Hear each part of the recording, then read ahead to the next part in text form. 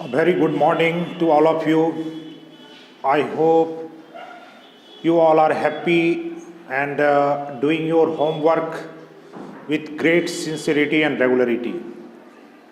Guys, जैसा कि पिछले कई क्लास से डिफरेंट अप्रोच पीस पर हमने लेक्चर जारी किया है, उम्मीद है कि आप इस चीज़ को आप निश्चित रूप से स्टडी कर रहे होंगे और इसका फ़ायदा भी आपको निश्चित रूप से मिलेगा। इसी क्रम में today I am going to discuss a new approach piece named the earth.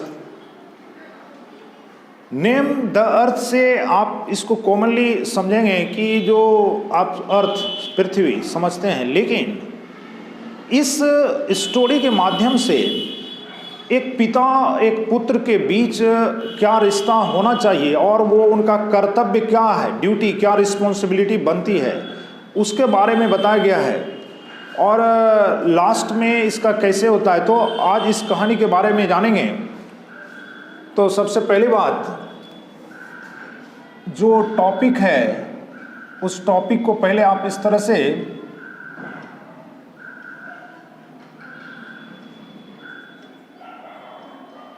The earth by H.E. Bates. Clear? अब देखिए, जब भी कोई प्रोज पीस लिखें तो आप उसमें राइटर का नाम निश्चित रूप से देंगे। क्लियर? और इस तरह से इसलिए क्योंकि राइटर का name of the writer and there works, इससे क्वेश्चन रहता है। क्लियर? अब इसी कड़ी में जैसे कि आपको ये जानना ज़्यादा ज़रूरी है, खास करके ऑब्जेक्टिव के क्षेत्र में, तो 1905 यानी कि इस तरह से आप रखेंगे कि उनका जन्म कब हुआ। तो एक रफली आइडिया रखना होगा 1905 यानी 1905 और 1974, इस तरह से आपको ये आपको मेमोरी में रखना होगा कि 1905 he was born on and death year, है ना। तो इस तरह से आपको क्वेश्चन दिया जाएगा कि द डेथ ईयर या ही डाइड, है ना, इन, और 4 ऑप्शन इस तरह से रहेगा। वहाँ आपको इस प्रकार से क्वेश्चन का आंसर ऑब्जेक्टिव केस में पूछा जा सकता है। तो अभी से इसको आप तैयार रखेंगे। इस तरह से मैं इसको इंग्लिश में पहले स्टार्ट करता हूँ, फिर उसके बाद हिंदी में ब्रीफ डिस्कशन भी होगा। Now let us start. The story, the earth has been written by H.E. Beats. Clear? This is a short story, particularly a story based on a relationship of a father and his son. Clear? He also, इस क्रम में आप पहले इस तरह का भी दे सकते हैं कि when he was 21 यानी 21 his first novel was published. Clear? यानी कि एक इम्पोर्टेंट, ये एक तरह से ऑब्जेक्टिव में भी हो जाता है, इसको आप ध्यान रखेंगे। ठीक है? The story shows the tragic, एक प्रकार से tragedy of those parents who have too much trust in their children. The author advises us to do our work ourselves, clear, and not to leave it on God, because God helps those who help themselves. In this story, Johnson was a farmer, a tenant farmer. Tenant का यहाँ meaning होता है बटाईदार किसान, ठीक है, tenant farmer, and he had some land and a simple-minded son named Benji. Clear? His father worried about his son. On the advice of a doctor, either he यानी कि Johnson went to a doctor because Benji was a very slow mind, very underdeveloped mind, यानी इसको आप ये कह सकते हैं कि mentally under developed. Clear? He didn't know about life and simple things. Clear? But doctor advised him. किसको advice किया? Doctor advised him Johnson. Clear? Clear? तो इसमें आपको ये कहना है कि his father worried about his son. On the advice of a doctor, he got him some hands to keep him engaged in work.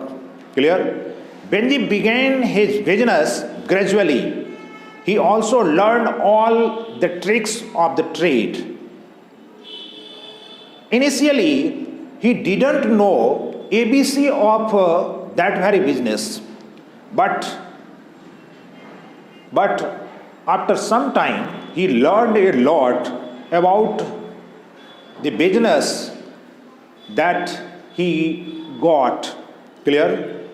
कहने का मतलब कि स्टार्टिंग में वो उस बिजनेस के बारे में कुछ नहीं जानता था, and after some time he learned all the tricks of the trade.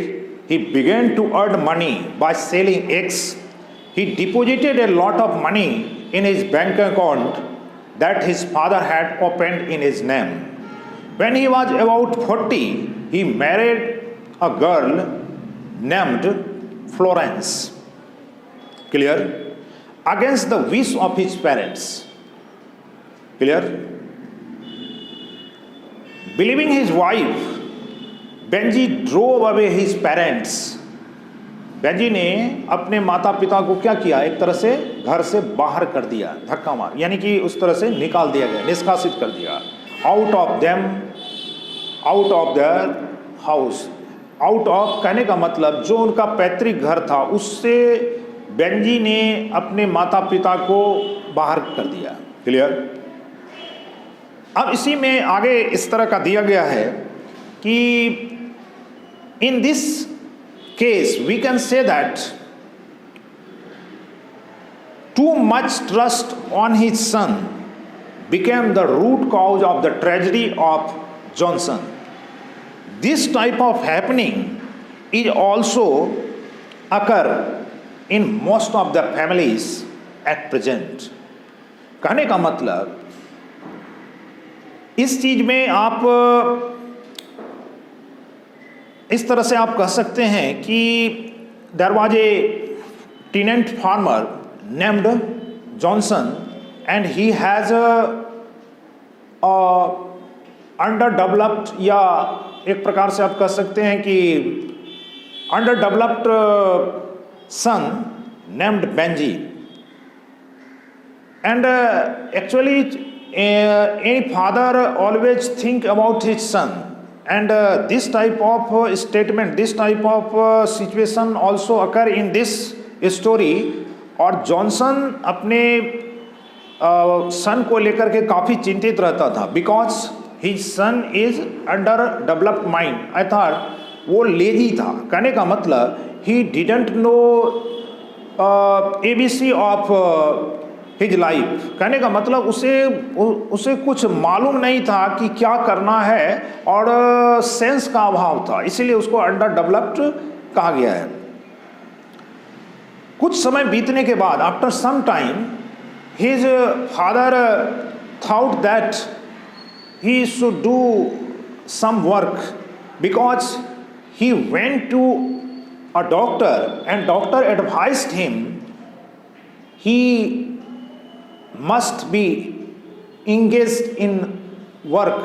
Either इन्हें अवश्य ही एक प्रकार से ऐसे कार्यों में लिप्त होना चाहिए जिससे इसका मन भी लगा रहेगा और ये कुछ नया सीखेगा. If he doesn't learn about anything else, then कि जब वो कोई कार्य नहीं करेगा तो उसका माइंड काम नहीं करेगा और वो अपने उसी अवस्था में रह जाएगा. इस प्रकार से उसे कुछ मुर्गियां दी गई. He got some hens and after some times he learn a lot and learning and saving a lot of money, he also purchased 4 acres land, है ना, to expand his business. वो धीरे धीरे कमाते भी गया, सीखते गया और बचाते भी गया, और उसी पैसे से उसने 4 एकड़ ज़मीन भी खरीदी। किसके लिए? तो अपने बिजनेस को एक्सपेंड करने के लिए। इस प्रकार से, और जिससे खरीदा, मान लो उसका अगर आपको एक प्रकार से नाम भी कहा जाए, इस तरह का क्वेश्चन दिया जाएगा आपको ऑब्जेक्टिव में, तो आप कह सकते हैं कि from Whitmore, Whitmore, MORE more, whit WIT whit MORE more, Whitmore, इस तरह का ऑब्जेक्टिव में दिया जा सकता है। और इस प्रकार से कुछ समय बीतने के बाद वह अपने पेरेंट्स की इच्छा के विरुद्ध फ्लोरेंस नामक लड़की से शादी कर लेता है, और शादी के बाद आफ्टर मैरिज